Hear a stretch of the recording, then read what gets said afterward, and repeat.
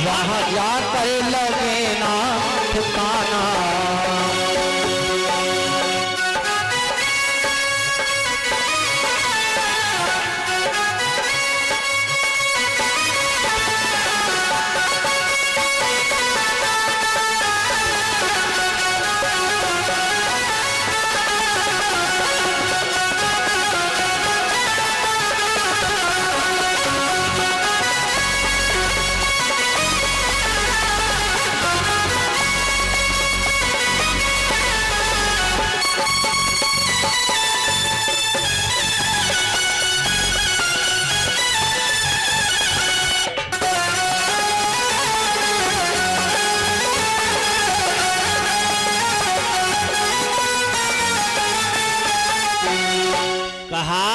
देवी बात मानो हमारी, तुम तो बात ही नहीं मानती हो। अरे जो भी जा रहे हैं तुम्हारे पिता के यहाँ यज्ञ में शामिल होने, उन सबको निमंत्रण दिया गया है, वैसे ही थोड़ी जा रहे हैं सभी। मैया सती ने कहा स्वामी आप ना जाओ, लेकिन हमें जाने दो, हमें जाने दीजिए ना। तो भगवान शंकर ने मन में सोच लिया कि अब तो जो होना है सो होगा, क्योंकि किसी को एक बार समझाओ, 2 बार समझाओ, 3 बार समझाओ, जब चौथी बार समझाने पे ना माने तो समझ जाओ कि अब तो वही होना है कि होए है सो ही जो राम रच राखा, और को कर तरक बड़ा वह सखा, होए गो सो ही जो।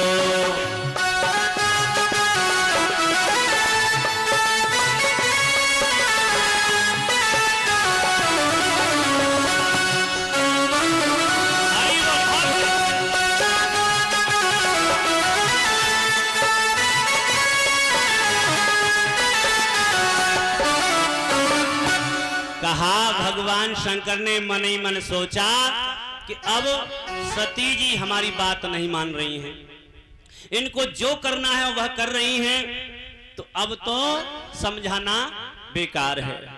फिर अपने आप को ही समझाओ और समझ जाओ अब वही होना है जो विधाता ने लिख रखा है, अब वही होना है, आप रोक नहीं सकते। अब तो भगवान शंकर के मन में नाना प्रकार के विचार हैं, क्योंकि वो जानते हैं कि स्त्री वो ताकत है, अगर ये चाहे तो कुटिया को महल बना दे, अगर ये चाहे तो कुटिया को महल बना दे, और यदि ये चाहे तो महल को मिट्टी का ढेर बना दे, कहीं का ना छोड़े। अब नहीं मानेंगी सती जी, कोई बात नहीं है, अब तो जो होना होगा सो देखा जाएगा। तो भगवान शंकर ने कहा ठीक है देवी, अगर जाना ही चाहती हो तो 60,000 गढ़ साथ में लिए जाओ, 60,000 गढ़ साथ में लिए जाओ। मैया सती ने कहा कि कोई हम वहां जंग लड़ने में जा रहे हैं, कोई लड़ाई लड़ने जा रहे हैं? इनकी क्या जरूरत है? जवाब दिया लिए जाओ। भगवान शंकर जानते थे कि अब वही होना है जो लिखा है। हाँ, तो 60,000 गढ़ लिए जाओ साथ में, तुम्हारे काम आएंगे। वहां जो होगा वो तुमसे देखा नहीं जाएगा, मैं जानता हूं तुम्हें, वहां जो होगा तुम देख नहीं पाओगे। मैया सती के लिए क्या होगा? अरे मायके में तो बड़ी मौज रहती है, सब सम्मान करते हैं, लली आ गई, लली आ गई, चारपाई से पैर नीचे नहीं देते हैं, इतनी मौज आती। ससुराल में काम करते करते मरे जाते। मायके बड़ी मौज है। भगवान शंकर कहने लगे कोई बात नहीं, अब तुम्हें मौज जो आएगी तो देख लेना, ठीक है, ना मान रही हो तो बाद में पछताओगी। और ये सच है, जो अपने पति की बात नहीं मानती हैं, मान लो पति शराब पिए, जुआ खेलते हैं, बुरे कर्म कर रहे हैं, तो उन्हें मान लो अकल ना रही है, थोड़ी कम रह गई हो, तुम में ज्यादा हो तो कम बात मानो, लेकिन जो सही है उनकी तो बात मानो, जो सही बता रहे हैं तो आज मैया सती बात नहीं मान रही और 60,000 गढ़ साथ लेकर चल दी। और जो चल दी हैं ये तो बात तुम जानते ही हो कि जिस घर में कलेश हो और कलेश से कहीं हम जाएं तो काम बनता नहीं, मन लगता नहीं। तो मैया सती नंदी महाराज पर बैठी हैं और जा रही हैं और दूर से उनकी बहनों ने देखा। कहां सती मैया ये सोच रही अपनी बहनों से मिलेंगे, बड़े दिनों में बातें करेंगे, लेकिन ऐसा हुआ नहीं। कभी कभी हम जैसा सोचते हैं वैसा होता नहीं है। तो आज मैया सती ने देखा कि हमारी बहनें सामने खड़ी हैं और सामने बहनें का सोच रही हैं। बहनें कह रही हैं देखो दीदी हमारे तुम्हारे लिए निमंत्रण गया, हमारा भैया हमें खुद बुलाने गया तब हम आए हैं। और देखो जी सती इनके पास कोई निमंत्रण नहीं, कोई इनसे बात नहीं करता है और तो देखो बिगर बुलाए चली आ रही है, बिगर बुलाए। दीदी हमें कोई ना बुलाता तो हम नहीं आते, हमारे घर में कुछ खाए भी गुनाह का हैं, हम नहीं आते। ऐसे ये सती देखो ऐसे बिना बुलाए चली आ रही हैं, हम नहीं आते, ऐसे बातें चल रही हैं। और जैसे ही सती मैया नंदीश्वर महाराज से नीचे उतरी हैं तो मिलना चाहा अपनी बहनों से। अरे हमारी बहनें खड़ी हैं, मिल लें। तो बहनें जो है मुंह टेढ़ा करके चली जाती है, नहीं मिली। और जब नहीं मिली हैं तो मैया सती को कुछ बुरा लगा कि देखो जिन बहनें निकले हम ये सोच रहे कि अपनी बहनों से मिलेंगे, बात करेंगे, दुख सुख की कहेंगे, और देखो हमारी बहनें हमसे मुंह मोड़ के चली गई। इनको कहा ले लो हमने, मुंह मोड़ के चली गई हैं। पिताजी को सामने देखा, पिताजी ने जैसे ही सती मैया को देखा, दक्ष ने देखा, मुंह टेढ़ा करके चले गए। सती मैया को बहुत बुरा लगा कि देखो हमने सोचा था कि हम बगैर बुलाए जा रहे हैं, कोई बात नहीं, पिताजी भूल गए होंगे, निमंत्रण नहीं दिया, कोई बात नहीं, अपने घर जा सकते हैं, वो तो मायका ही है ना, वहाँ हम पले बड़े हुए हैं, वो हमारा है ना, हम ऐसा सोचकर चले आए यहाँ। देखो हमारे पिताजी भी हमारी बात नहीं पूछ रहे हैं, हमसे मुंह टेढ़ा करके जा रहे हैं। क्या बेटियां इसलिए पराई होती हैं? क्या बेटियों का कहीं घर नहीं होता? पिता कहते हैं, घर वाले कहते हैं बेटी पराया धन है, ससुराल वाले कहते हैं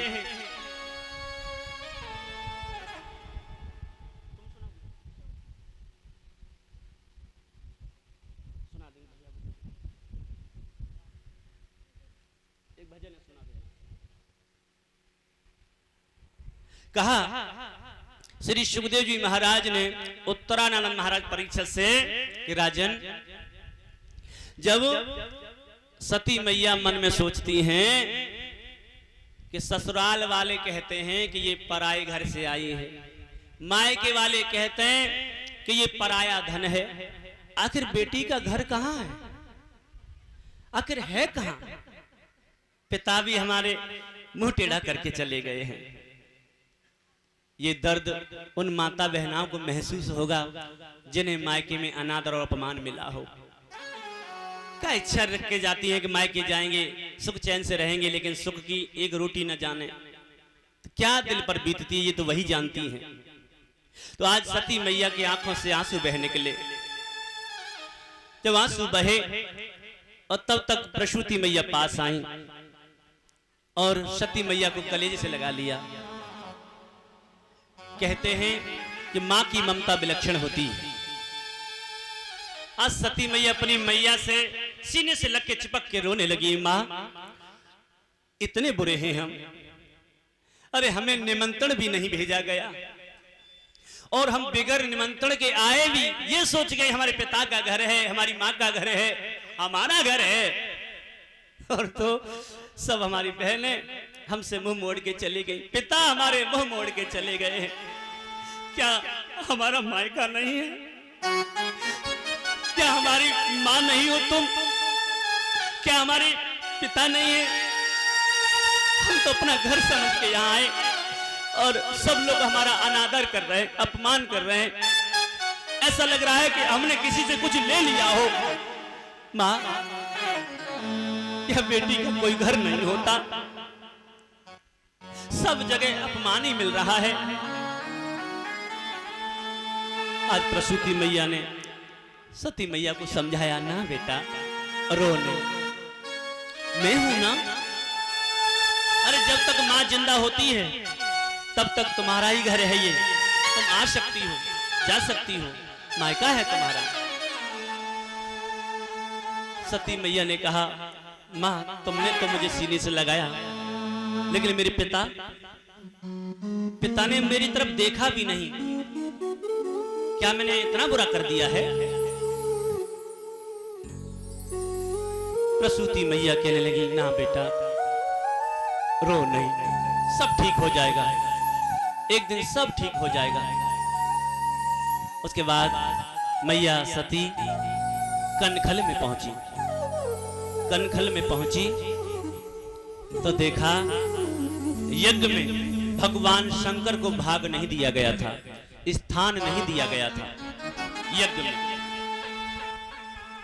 सच्ची पतिव्रता स्त्री वही है, पत्नी वही है जो अपना अपमान तो सह ले, लेकिन पति का जहां अपमान हो वो सहन नहीं कर पाती है। पत्नी वो नहीं है जो पति का खुद अपमान करे और अपने मायके वान से अपमान कराए, रिश्तेदारों से अपमान कराए, वो पत्नी पत्नी नहीं होती। पत्नी वही है जो जहां पति का अनादर हो, अपमान हो, डटकर खड़ी हो जाए। मैं कहूंगी अपने पति से, तुम नहीं।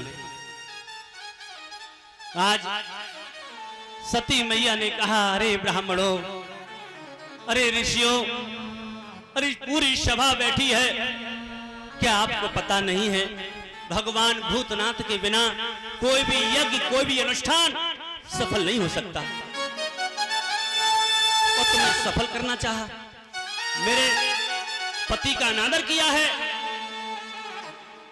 और दक्ष राजा से कहा, अपने पिता से कहा, पिताजी ये तुम्हारा ये शरीर दिया हुआ है, अब मुझे शरीर से घृणा होती है, मुझे ये शरीर नहीं चाहिए तुम्हारा।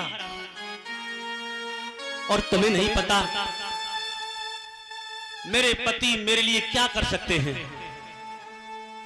अरे उन्होंने लाख मना किया था मुझसे कि तुम ना जाओ, बिगड़ बुलाए ना जाओ, लेकिन मैं ही पागल थी जो अपना मायका समझा, पिता का घर समझा, अपना घर समझा और मैं चली आई। मेरा अनादर आप लोगों ने किया ठीक है, लेकिन मैं अपने पति का अनादर बर्दाश्त नहीं करूंगी। ये मेरे साथ गढ़ आए हैं, ये क्या कहेंगे, क्या मुख दिखाऊंगी मैं। और ये बात सत्य है, माताएं अपना अनादर अपमान बर्दाश्त कर लेती हैं। जब ससुराल के कोई संग आए हों और उनके सामने अपमान हो तो बड़ी लज्जा आती है, बड़ी चिढ़ लगती है। तो मैया ने कहा कि ये गढ़ सभी साथ आए हैं, ये क्या कहेंगे, क्या सोचेंगे, मेरा सम्मान वहां क्या रहेगा, और मैं क्या मुख दिखाऊंगी अपने पति को।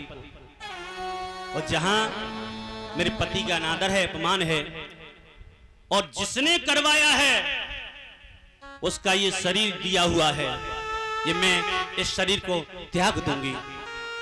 और तुम्हारा यज्ञ सफल नहीं होगा, तुम्हारा यज्ञ सफल नहीं होगा।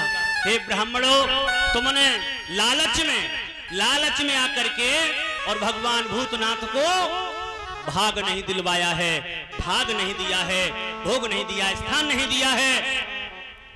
तुम्हें भी श्राप देती हूं, जाओ आगे चल करके तुम्हें लोग चुकटिया भी कहेंगे, तुम्हारा अपमान होगा, सम्मान नहीं होगा। लेकिन जो विद्वान होंगे, विद्वान सर्वत्र पूजते, विद्वान की हमेशा पूजा हुई है, होती आई है और आगे होती रहेगी। और ऋषियों, तुम्हारा भी कोई सम्मान आगे चल के नहीं करेगा, तुम धूर्त हो जाओगे, तुम भी राक्षसों की तरह जीने लगोगे। और दक्ष प्रजापति, आपका यज्ञ सफल नहीं होगा, ये मेरा श्राप है। और मेरे जाने के बाद मेरे पति क्या करेंगे ये तुम्हें अंदाजा भी नहीं है, अंदाजा भी नहीं है। आज मैया ने अपने तप बल से अपने शरीर में अग्नि प्रकट की है, अग्नि प्रकट की है। शरीर धू धू करके जलने लगा है और जहां यज्ञ हो रहा था उस यज्ञ में छलांग लगा दी। आज मैया ने अपने जलते हुए शरीर सहित उस यज्ञ में छलांग लगा दी, कूद गई यज्ञ में, यज्ञ विध्वंस कर दिया। 20,000 गढ़ मैया सती के साथ घायलों के वहां गिर गए। 20,000 गढ़ साथ में मारे गए युद्ध करके, और 20,000 गढ़ भाग करके भगवान शंकर के पास पहुंचे। प्रभु त्राहि माम शरणागतम, त्राहि माम शरणागतम, हे भोलेनाथ अनर्थ हो गया, अनर्थ हो गया। अरे तुम्हारा अपमान मैया सहन नहीं कर पाई और मैया ने अपने प्राण त्याग दिए।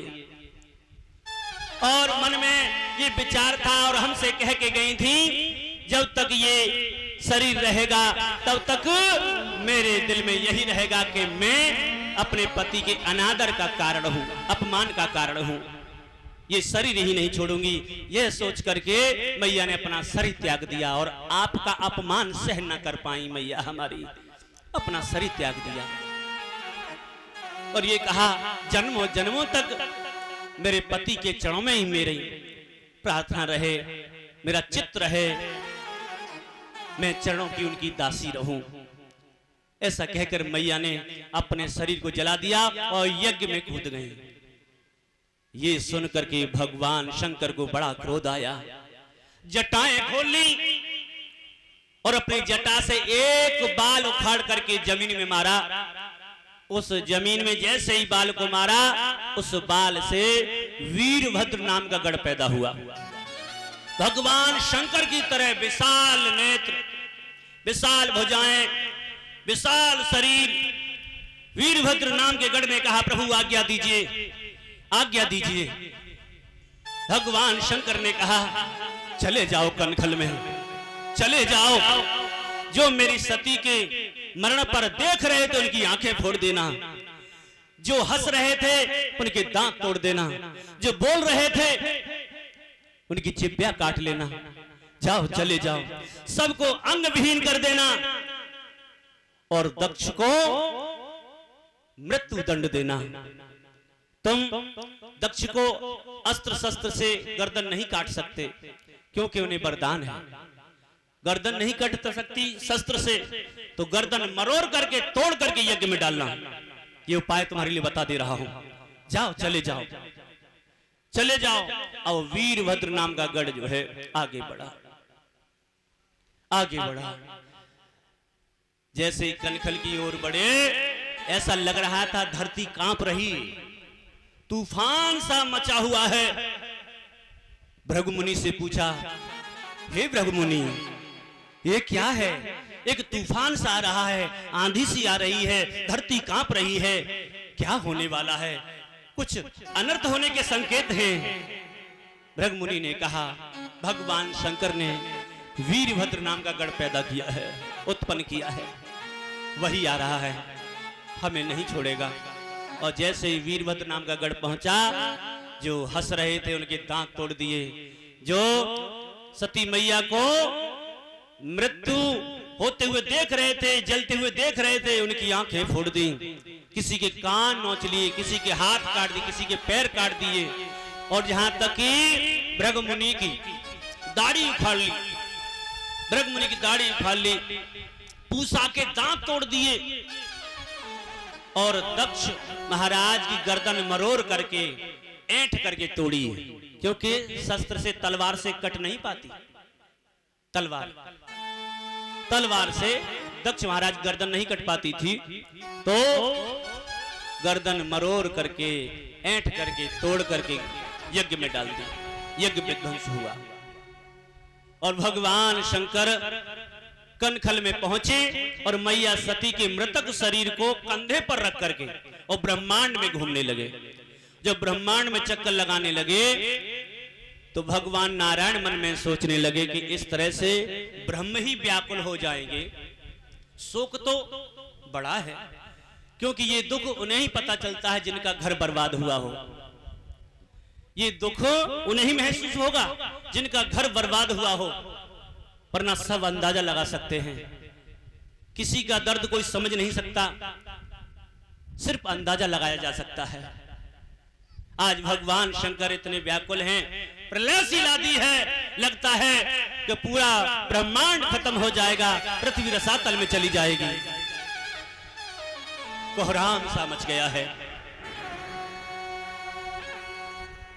मेरे भगवत प्रेमियों, श्री हरि ने मन में सोचा कि अब संसार नहीं बचेगा, अब नहीं बचेगा, ब्रह्म ही इस तरह से व्याकुल हो जाएंगे तो क्या होगा, क्या होगा।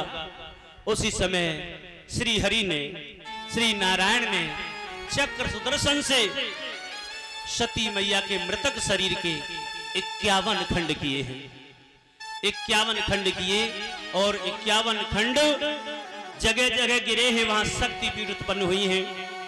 काल भैरव को वहां सेवा के लिए, देखभाल के लिए खड़ा किया गया। साथ ही साथ उनमें से 11 खंड ही जागृत हुए हैं, 9 शक्तिपीठ जागृत हुई हैं, कुल मिलाकर के 11। अब तो कोहराम सा मच गया है। भगवान शंकर से सभी देवी देवताओं ने प्रार्थना की, प्रभु त्राहि माम शरणागतम, त्राहि माम शरणागतम, शांत हो जाइए, शांत हो जाइए।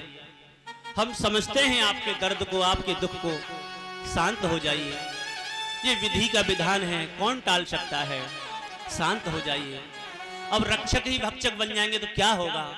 आपने नियम बनाए हैं और आप ही नियम तोड़ोगे, कैसे चलेगा प्रभु, शांत हो जाइए। अरे यज्ञ अनुष्ठान जहां हो, कथा भागवत जहां हो, तो कोई भी उपद्रव करता है उसे राक्षस करार दिया जाता है। अच्छा, राक्षस प्रवृत्ति के जो होते हैं वही धर्म काम में टांग अड़ाते हैं, और धर्म काम को रोकना उचित नहीं है, तो राक्षस प्रवृत्ति में आते हैं। प्रभु यज्ञ को खंडित कर दिया गया है, यज्ञ पूरा ना हुआ तो धर्म की लीक खत्म हो जाएगी। भगवान शंकर ने कहा, मुझसे क्या चाहते हो। जवाब दिया, यज्ञ पूरा करना चाहते हैं, लेकिन यज्ञ पूरा कैसे हो प्रभु, जब यजमान ही नहीं रहा, जब यजमान ही नहीं रहा तो यज्ञ कैसे हो। पुरोहित तो है लेकिन यजमान नहीं है, यजमान को तो खत्म कर दिया गया है, दक्ष को मार दिया गया है, दक्ष का सिर नहीं है। आपके वीरभद्र नाम के गढ़ ने गर्दन मरोड़ करके, तोड़ करके यज्ञ में डाल दिए दक्ष की गर्दन। अब यजमान यदि बैठे आसन पर तभी तो यज्ञ हो सकेगा। तो हमसे क्या चाहते हैं आप।